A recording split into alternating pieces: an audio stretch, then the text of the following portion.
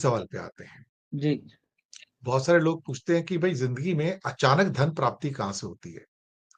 कभी कोई गुप्त धन मिल जाता है, कभी कोई विरासत में कोई चीज़ मिल जाती है या कभी कोई लॉटरी निकल आती है या कभी कोई इंसान कौन बनेगा करोड़पति जीत जाता है या फिर कोई और ऐसा प्रोग्राम जो कि केबीसी टाइप का है, वो जीत जाता है तो उसमें उसको 10 लाख, 20 लाख, 50 लाख, 1 करोड़ मिल जाते हैं या बड़ी प्रॉपर्टी मिल जाती है। तो ये कौन-से सितारे हैं सर ज़रा कुछ बताइए ज़रा? देखिए, बिना मेहनत का धन या अचानक धन या गुप्त धन, उसका एक ही भाव है, वो है अष्टम भाव। जो बिना मेहनत का धन वहीं वहीं से प्राप्त होता है। तो फिर मैं केबीसी को विरासत बाहर निकाल देता हूँ।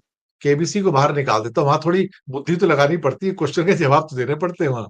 नहीं, नहीं, मैं केबीसी से जीतने का कॉम्बिनेशन भी अभी बता देता हूँ, रुकिए ना, ज़रा-सा रुकिए। एंसेस्ट्रल प्रॉपर्टी अष्टम भाव से मिलती है, एंसेस्ट्रल प्रॉपर्टी बिना मेहनत की मिली हुई होती है। लॉटरी वो भी बिना मेहनत की है, तो लॉटरी मिलने के लिए 3, 5, 8 का कॉम्बिनेशन चाहिए। बिना मेहनत के विरासत से जो पैसा मिलता है, उसके लिए कॉम्बिनेशन चाहिए अष्टमेश का 2 और 11 से। अगर 2 से नहीं भी होता है, 11 से भी संबंध बनता है, तो एंसेस्ट्रल प्रॉपर्टी मिलती है उसको। अगर 11 से संबंध नहीं बनता है, अगर दूसरे भाव से भी संबंध बनता है, तो एंसेस्ट्रल प्रॉपर्टी उसको मिलती है। ये 8 का 2 से संबंध बनता है।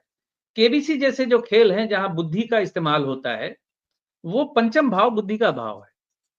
पंचम भाव कनेक्ट करके या तीसरा भाव जो मीडिया में बैठ के वो जो सवाल जवाब कर रहे हैं, कम्युनिकेशन का भाव, 3, 5, 8 और 11 का कॉम्बिनेशन बनना होता है वहां। 3, 5, 8, 11 का कॉम्बिनेशन अगर बनेगा, तो इस तरह का धन मिल सकता है। लॉटरी का धन मिल सकता है। किसी कंपटीशन में, केबीसी जैसे किसी कंपटीशन में उसे धन मिल सकता है। लेकिन पंचमेश का, अष्टमेश का, एकादशेश का कॉम्बिनेशन जरूरी है, और राहु का भी कहीं ना कहीं कॉम्बिनेशन जरूरी है। और ये बड़ा बड़ा टफ कॉम्बिनेशन है, इतनी आसानी से बन नहीं जाता जितनी आसानी से मैं बोल रहा हूं। और वो बनता कैसे है, वो मिलता कैसे है, यही तो सारा खेल है फिर फलादेश करने का, कि वो करेंगे कब।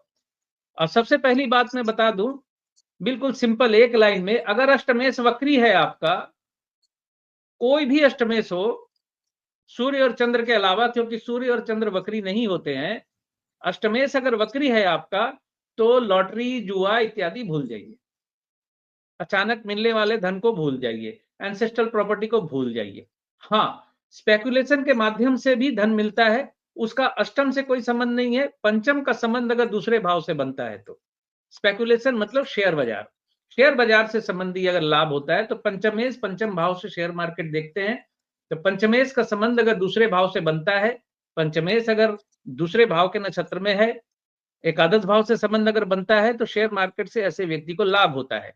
लेकिन पंचमेश का संबंध अगर दूसरे से संबंध बनते हुए अष्टम से संबंध बन जा रहा है, तो ऐसे व्यक्ति को स्पेकुलेशन रोज नहीं करनी चाहिए। लॉन्ग टर्म इन्वेस्टमेंट से वो कमा सकता है, क्योंकि लॉन्ग टर्म इन्वेस्टमेंट का भाव भी अष्टम है, लंबे समय तक वहां। क्योंकि रोग भी देखिएगा, अष्टम भाव का रोल इसीलिए आता है कि लंबे समय से अगर कोई रोग बंदे को मिलता है, तो वो अष्टम भाव की वजह से मिलता है। तो लॉन्ग टर्म इन्वेस्टमेंट भी अष्टम भाव से उनको मिलता है। और 2, 5, 11 का कॉम्बिनेशन अगर अगर बन रहा है कॉम्बिनेशन, पंचमेश वक्री नहीं होना चाहिए, एकादशेश वक्री नहीं होना चाहिए, द्वितीयेश वक्री नहीं होना चाहिए। बिल्कुल सूत्र बता रहा हूं, बहुत अच्छा, सीखने वाले सीख ले इस चीज को, कि अगर वक्री होगा, तो वो सडन लॉस करवाएगा, आपकी स्पेकुलेशन से बाहर चला जाएगा, वो आप नहीं पकड़ पाएंगे उसको। वक्री का मतलब ही होता है कि वो प्लेनेट जो डिनायल मोड में है, वो मान लीजिए इधर जाना है तो धन मिलेगा, प्लेनेट वक्री होकर जा रहा है इधर, कॉम्बिनेशन तो बना हुआ लेकिन जा रहा है इधर, आपने इन्वेस्ट किया और डूब गया, चला गया पैसा। आप, कोई शेयर चढ़ रहा था, आपने उसमें इन्वेस्ट कर दिया, उसी दिन गिरा वो, आप बोले अरे क्या हो गया ये वक्री ग्रहों की स्थिति का है, कॉम्बिनेशन बनता है। तो अच्छा, स्पेकुलेशन शेयर मार्केट के लिए 5-11 मजबूत होना चाहिए, 5-2, 2-5-11 ये कॉम्बिनेशन मजबूत होना चाहिए। और राहु ठीक, अगर पंचम में बैठा हो, तो ऐसे व्यक्ति ताश से भी पैसा जीतते हैं, बिल्कुल। 3 पत्ती खेलते हैं वो। चलिए, ये भी लोगों की कम से कम थोड़ा-सा उनको नॉलेज में वृद्धि हो जाएगी इस बहाने से। और बहुत कम लोग होते हैं जो मतलब 1 करोड़ या उससे ज़्यादा टीवी पे जीते हैं आज तक कभी किसी प्रोग्राम में। बहुत बिरला-बिरला कोई व्यक्ति होता है। लाखों में 1 नहीं बल्कि कहा जाए करोड़ों में 1 होता है कोई जो जीत जाता है। मुझे नहीं लगता कि 140 करोड़ लोगों में आज तक 140 लोग भी होंगे जो कभी टीवी पर 1 करोड़ जीते होंगे। तो ना, ये ना, बात तो सच 140 करोड़ लोगों में 140 लोग भी नहीं है आज तक इतिहास में कि भारत में जब से केबीसी शुरू हुआ था 2000 उस टाइप के कुछ और प्रोग्राम्स भी आते थे तो कभी वो जीते हों। तो 140 लोग भी नहीं जीते हैं, ये बात तो सही है।